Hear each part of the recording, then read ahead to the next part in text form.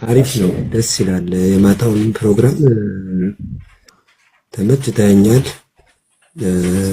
በቃ በነገሮቹ ላይ ባለመቸኮል እፎይ ላይ ያየሁት ቁጣዎች ያየሁት በቃ በአጠቃላይ ንግግሮቹን ብዙም አልጣመኝም። የእፎይ ንግግር እውነቱን ስነግርህ እዛ ጋር ግን ከምን በላይ እንትን ስብዕናህን ደስ አለኝ። ትዕግስት ማድረግህን በጣም ተመችቶኛል። አንድ ዝም በል እስኪ ጣልቃ አትግባ ምናምን ሲልህ እሺ ማለትህን በጣም ተመችቶኛል። ከምንም በላይ ማርከኸኛል በጸባዮች በግሌ አደንቅሃለሁ። አንድ ሰው እስልምናን ለመቀበል ያለበት ማለት በቃ ማድረግ ያለበት ነገር ምንድን ነው?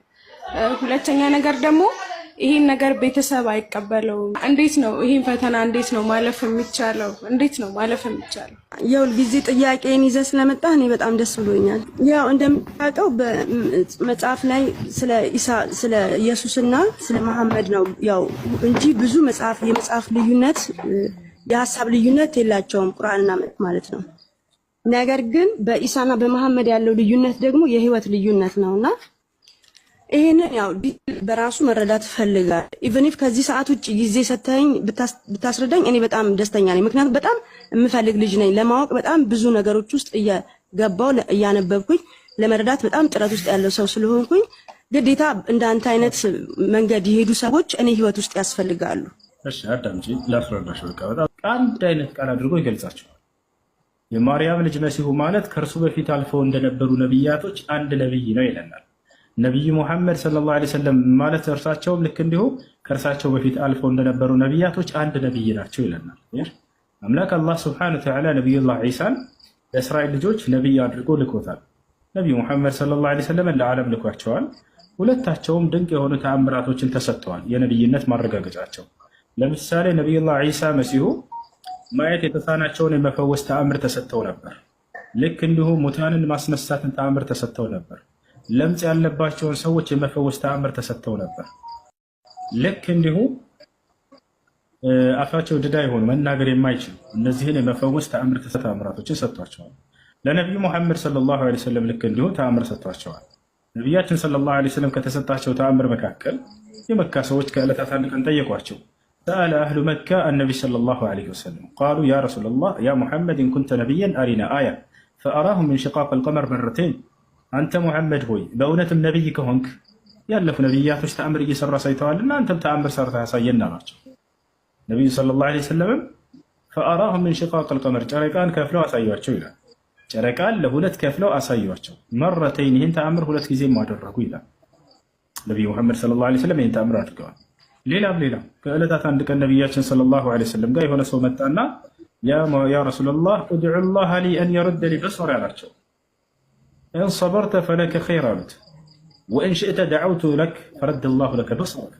የሆነ ሰው መጣና አንቱ የአላህ መልእክተኛ ሆይ እኔ ማየት እፈልጋለሁኝ አይኔን አላህ እንዲመልስልኝ ዱዓ ያድርጉልኝ አላቸው። ማየት የተሳነው ሰው ነው። ከተወለደበት ጊዜ ጀምሮ ማየት አይችልም። ይሄ ሰሃባ ወደ እርሳቸው በሰዎች እየተመራ መጣና አይኔን አላህ እንዲመልስልኝ እፈልጋለሁኝ አሁን አስመልሱልኝ አላቸው። ነቢያችን ሰለላሁ ዐለይሂ ወሰለም ብትታገስ ለአንተ የተሻለ ነው አሉት። አይ ማየት እፈልጋለሁ በቃ አለ። ወዲያው ነቢያችን ሰለላሁ ዐለይሂ ወሰለም ይሄ ሰው እዛው እያለ ሳይሄዱ ዱዓ አደረጉለት። ወዲያውም አምላክ አላህ ሱብሓነሁ ወተዓላ አይኑን መለሰለት። ሌላ ወደ ነቢያችን ሰለላሁ ዐለይሂ ወሰለም ጋር ከዕለታት አንድ ቀን ልክ እንዲሁ አንድ ሰሃባቸውን ታሪኩ ረዘም ይላል። አይነ ዓሊ ብን አቢ ጣሊብ ዓሊ ብን አቢ ጣሊብ የት ነው ብለው ጠየቋቸው። ኢነሁ የሽተኪ ዐይነይህ ያ ረሱለላህ አሏቸው። አንቱ የአላህ መልክተኛ ሆይ እርሱ አይኑን ታሟል እኮ ማየት አይችልም፣ ማየት ተስኖታል አሏቸው። እቱኑ ቢህ አሉ፣ እርሱን ይዛችሁልኝ አሉ። ፈኡትየ በይነ ረጁለይን በሁለት ሰዎች እየተጎተተ መጣ። ሰውየው ከቤቱ ማየት የተሳነ ሰው ነው። ከቀኝና ከግራ ሁለት ሰዎች እየጎተቱ አመጡት። ፈአኸዘ ነቢ ሰለላሁ ዐለይሂ ወሰለም ቢረእሲሂ ወበሰቀ ፊ ዐይነይህ ፈሹፊየ ከአን ለም የኩን ቢህ ወጀዕ። ነቢያችን ሰለላሁ ዐለይሂ ወሰለም ይሄን ማየት የተሳነውን ሰው ራሱን ያዛደረጉና በአይኖቹ መካከል እትፍ አሉበት። ወዲያውም ተፈወሰ። በአይኑ ላይ የህመም ምልክት የማይታይበትም ሆኖ እስኪታይ ድረስ አሉ። አንድ ሰው ሲሻለው እኮ የሆነ ቀይ ምልክት ይታያል፣ እንደዛ የለም አሉ ያዩ የመሰከሩ ሲናገሩ። በአይኑ ላይ የህመም ምልክት የማይታይበት ንጽህ ያለ ነጭ ሆኖም የሚያይ ሆናሉ። ነቢያችን ሰለላሁ ዐለይሂ ወሰለም እንዲህ አይነት አይንን የመመለስን ተአምራትም አድርገዋል። ይህ ነው። ነቢያችን ሰለላሁ ዐለይሂ ወሰለም ነቢዩላህ ዒሳን በጣም ይወዱታል። ዒሳም ነቢዩ ሰለላሁ ዐለይሂ ወሰለምን በጣም ይወዳቸዋል። ለዚህ ማስረጃ ቃለ ነቢይ ሰለላሁ ዐለይሂ ወሰለም ለይሰ በይኒ ወበይነ ዒሳ ረሱል ፈአነ አውለ ናስ ቢዒሳ እብን መርየም አሉ።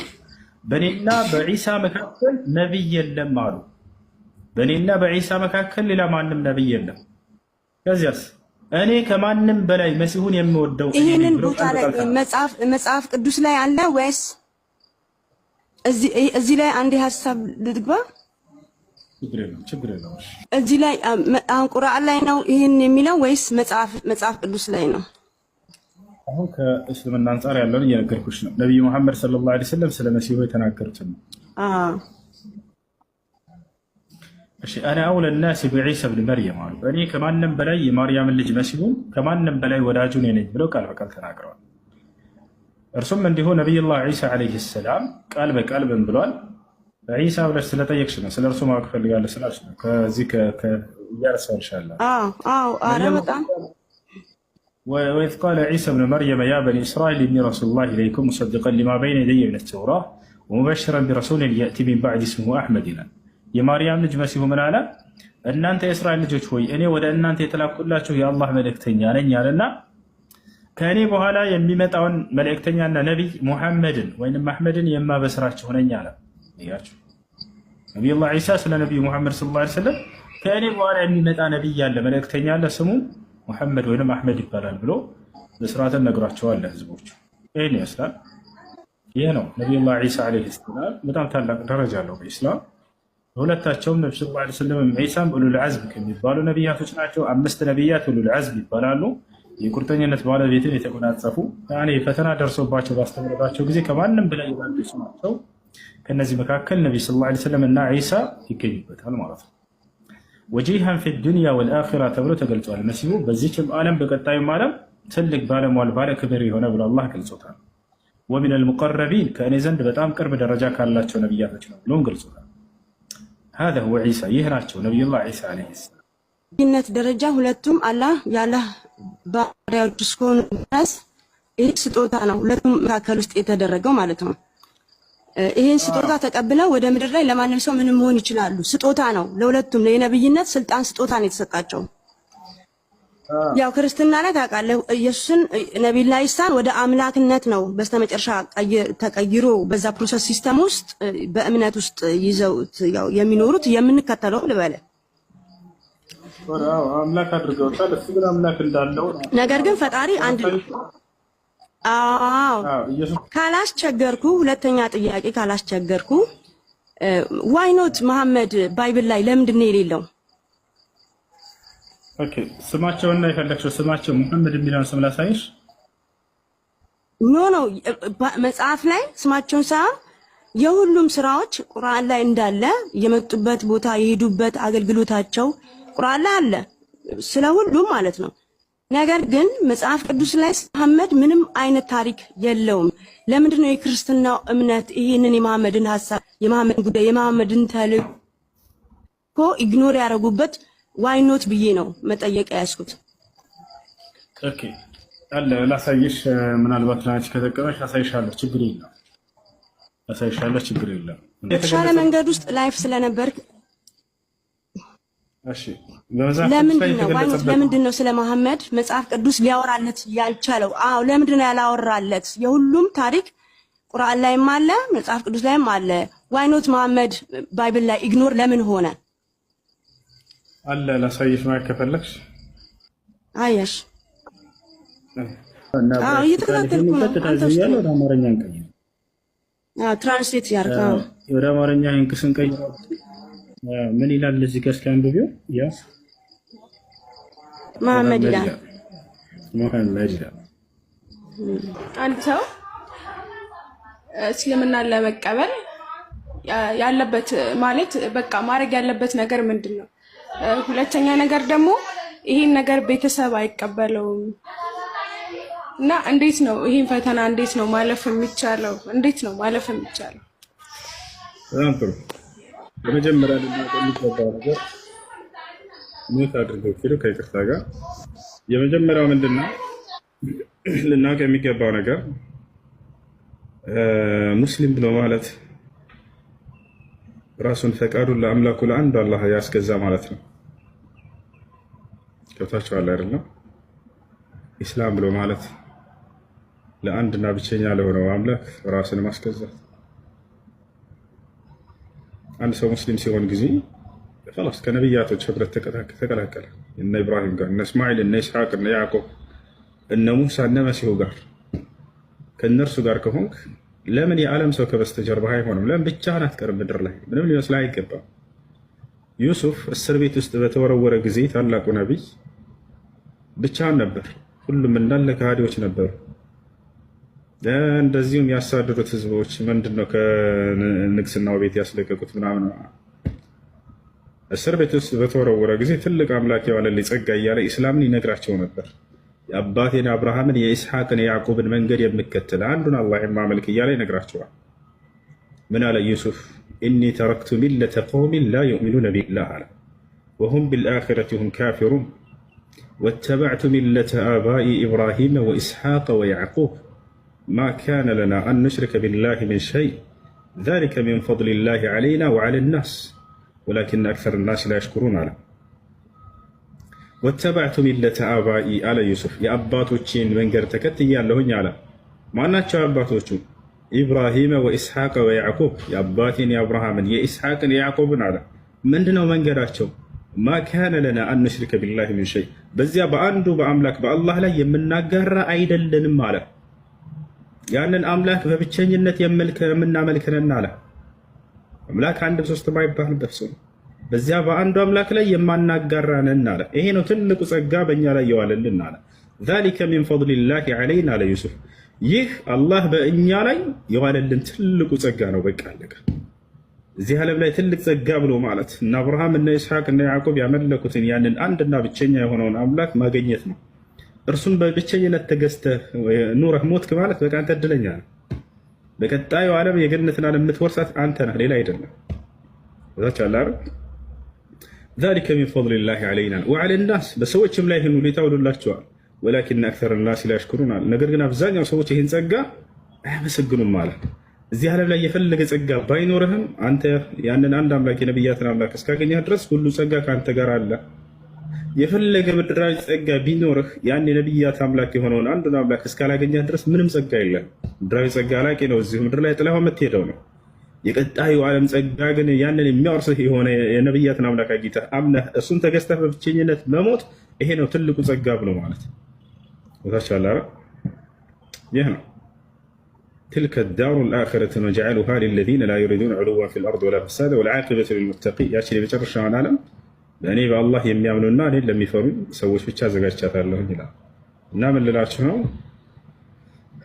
እኔ ብቻዬን ነኝ፣ ቤተሰቤ ከእኔ ውጭ ነው፣ ቤተሰቤ ጠላት አድርጎ ይዘኛል ምናምን ብላችሁ አትፍሩ። የነቢያትን መንገድ እስከያዛችሁ ከነቢያት ህብረት እስከተቀላቀላችሁ ድረስ አይደለም ቤተሰብ፣ የዓለም ህዝብ እንዳለ ከእናንተ በስተጀርባ ጠላታችሁ ቢሆን እናንተ ብቸኛ አይደላችሁም። ይሄ ህዝብ ነው ብቸኛ። አምላኩን ያላገኘ ሰው ነው ብቸኛ ብሎ ማለት። አምላኩን የነቢያትን መንገድ ያገኘ ሰው ግን እርሱ ብቻውን አይደለም። ወመዐሁ አላህ ሱብሓነሁ ወተዓላ፣ ከእርሱ ጋር አላህ አለ። ነቢያቶች ሁሉ ከእርሱ ጋር አብረውት ናቸው። ቦታቸው አለ። ይህ ነው። ሌላው ከእርሱ በኋላ ስለሚመጣ አካል ይናገራል። ሁሱ አንዲት አስገባኝ ገብተሻል ለማለት ያንተ ሀሳብ እንዳላቋርጥ ብዬ ነው። እኔ መሐመድ ባይብል ላይ መኖሩ አለመኖሩ ሳይሆን የመሐመድ ታሪኮች ለዓለም የተሰራ የሆነውን ሁኔታ ለምን መጽሐፍ ቅዱስ የክርስትና እምነት ለምን አልተናገረለትም፣ ለምን አላወራለትም እንጂ የስሙን መገኘት አይደለም እኔ የፈለኩት። ግን አሁን አንተ ያሳየኝ ሰለሞን ላይ ንጉሱ ሰለሞን ላይ ቁጥሩንና ቦታውን ጥቀስልኝ። ኢቭን ደግሞ ያሳየኝ እሱ ባይብል ምን ባይብል ነው? ያው የእንትን ህብራይስጥ ጽሑፍ ስለሆነ ምን አይነት ባይብል ነው? እኔም አውርጄ ይሄን ነገር ማየትና መጠቀም እንድችል ከዛ ወደ ትክክለኛው ማንነት ውስጥ መምጣት እንድችል እንድትረዳኝ ስለፈለኩ ነው ይሄን ጥያቄ ጠየቁክ። ባይብል ሀብ ላይ ገብተሽ ከኦሪት ዘፍጥረት እስከ ራዕይ ድረስ አለ።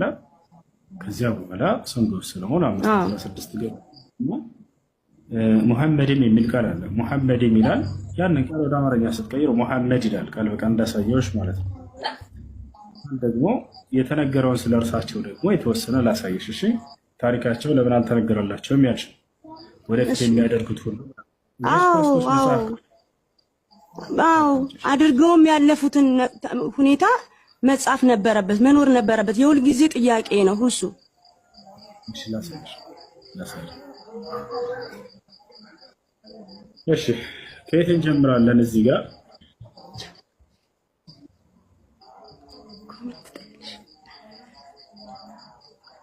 እሺ እዚህ ጋር ምን ይላል ተመልከቱ።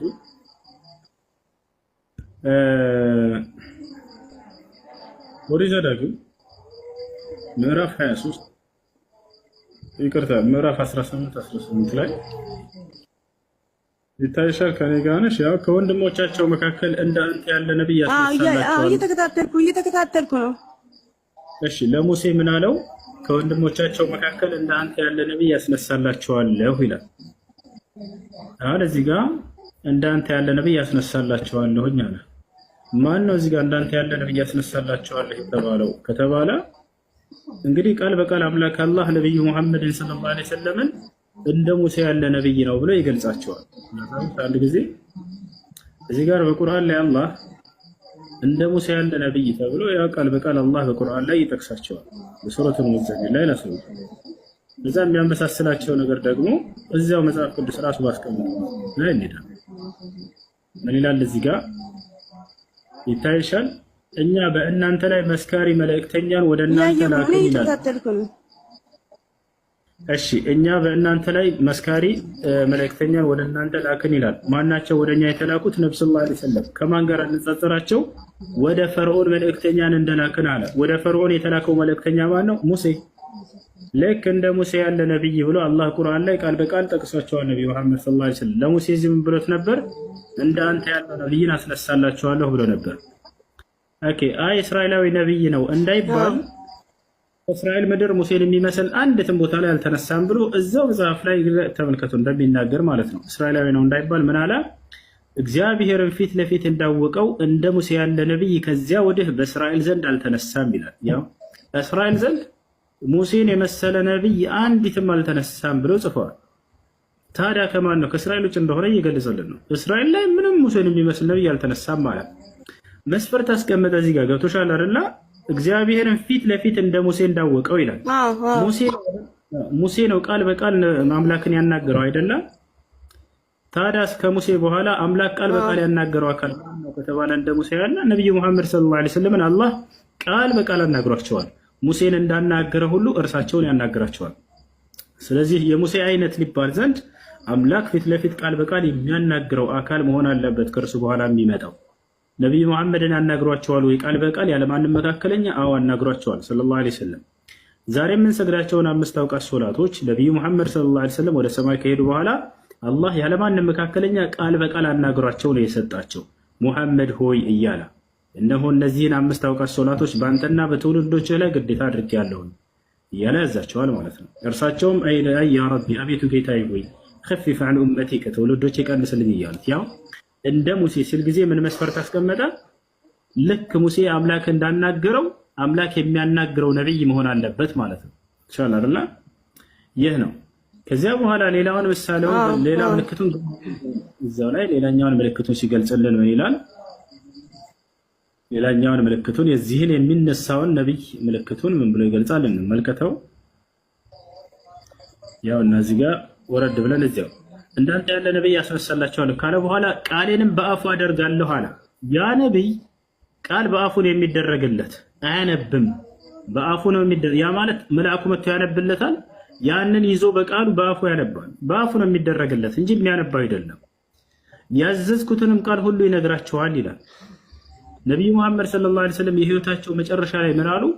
አላሁመ ኢኒ ቀድ በለግቱ አላሁመ ፈሽሀድ፣ አምላክ ያላ ሆይ አድርስ ያልከኝን ያዘዝከኝን ቃል ሁሉ አድርሻለሁ እያሉ ይናገራሉ።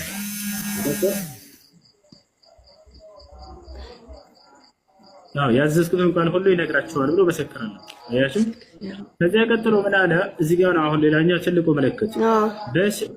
በስሜም የሚናገረውን ቃሌን የማይሰማውን ሰው እኔ እበቀልለታለሁ አለ። እንግዲህ ይህ ነብይ እዚህ ጋር የተገለጸው የሚሰጠው መለኮታዊ መጽሐፍ ከአምላኩ ዘንድ በአምላክ ስም ብሎ የሚጀምር መሆን አለበት ማለት ነው። በስሜም የሚናገረውን ቃሌን አለ። በአምላክ ስም ብሎ የሚጀምረው መለኮታዊ ቃል ዓለም ላይ የማን መጽሐፍ ነው? ጀማ ቁርአን እኮ ነው። ለነብዩ መሐመድ ሰለላሁ ዐለይሂ ወሰለም የተሰጠው መጽሐፍ ነው። ያው በአምላክ ስም ነው የሚጀምረው የሚሰጠው ቃል ራሱ። በስሜም የሚናገረውን ቃሌን አለ። በአምላክ ስም ብሎ የሚጀምረው ቃል የማን ቃል ነው? የተሰጠው መጽሐፍ ቁርአን። እንዳለ ሙሉ ቁርአንን ብታያቸው በአምላክ ስም ነው የሚጀምሩት። አይ መጽሐፍ ቅዱሶች ናቸው እንዳንል በአምላክ ስም አይጀምሩም በፍጹም። ዮሐንስ ወንጌል፣ ማርቆስ ወንጌል፣ ሉቃስ ወንጌል፣ ማቴዎስ ወንጌል እንደዚህ ብለው ነው የሚጀምሩት። ከዚያም ሲጀምሩ ምን ይላል? የከበርክ ቴዎፍሎስ ሆይ ምናምን ይላል። ኢንሻአላ አይደል? እንደዛ ነው የሚሉት። ይሄን ማየት እንችላለን። እዚህ ጋር ለምሳሌ ከእርሱ በኋላ እነዚህን መጽሐፍ ስናያቸው ጊዜ ሉቃስ ወንጌል ምዕራፍ 1 ቁጥር 1 በአምላክ ስም ይጀምራል አይጀምርም? ሉቃስ ወንጌል ምዕራፍ 1 ቁጥር 1 የከበርክ ቴዎፍሎስ ሆይ ከመጀመሪያው በዓይኔ ያየሁ የቃሉ አገልጋዮች የሆኑት እንዳስተላለፉልን እያለ ነው የሚጀምረው። ቁርአንን እስኪ ለነብዩ መሐመድ የተሰጠውን በማን ስም ይጀምራል ብለን ካለን በአምላክ ስም ብሎ ነው የሚጀምረው። ገና የመጀመሪያው ምዕራፍ እንክፈተው። ያው የመጀመሪያው ምዕራፍ ገና ቁርአንን ስትገልጭ ጊዜ በአምላክ ስም እጅግ በጣም ሩህሩህ አዛኝ ነው ብሎ ይጀምራል። ያው ሱረቱል ፋቲሃ ይታይሽ ከኔ ጋር ነሽ። ያው የተሰጣቸው ቃል በማን ብሎ ይጀምራል? በአላህ ካንተ ጋር ነኝ። ያው እየተከታተልኩ ነው። ያው በአላህ ስም እጅግ በጣም ሩህሩህ አዛኝ በሆነው እያለ ይጀምራል። የሚጀምረው በአምላክ ስም ነው የሚሰጠው ቃል ያ ነብይ ማለት ነው። ታዲያ ማን ነው በአምላክ ስም የሚጀምር ቃል የተሰጠው? ነብዩ መሐመድ ሰለላሁ ዐለይሂ ወሰለም። ሌላም በርካታ በረከቶች አሉ። እነዚህ ይበቃሉ። ግን ለዛሬ እሺ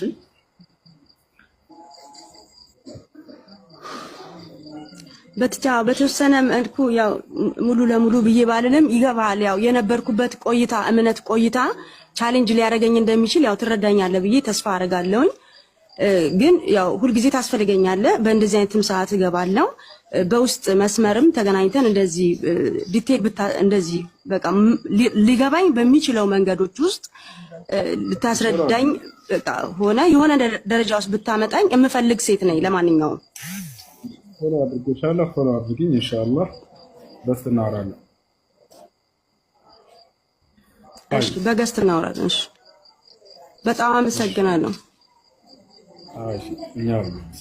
እሺ አላህ ይጨምርልህ፣ አላህ ያብዛልህ። እሺ ይሄ ትልቅ አገልግሎት ነው። እንደ ቀራ የውይይት መድረክ አይደለም። ይሄ ሰዎች ከስተታቸው የሚመለሱበት ማንነት ነው። እሱ በዚህ አጋጣሚ በጣም ቴንክ ዩ ሶ ማች ብለስ ቱ አላህ ቢኮዝ ኦፍ ሰዎች የሚድኑበትን ህይወት ነው እየተናገርክ ያለው። ሰዎች ስተት ሊሆን ይችላል፣ ግን ከዚህ ነገር ይሄን ነገር ብሎ እንደዚህ ኮምፔር አድርጎ ሰው በሚገባው ልክ ማስረዳት ቀላል ነገር አይደለም። ያንተ የእምነት አቅም ይጠይቃል።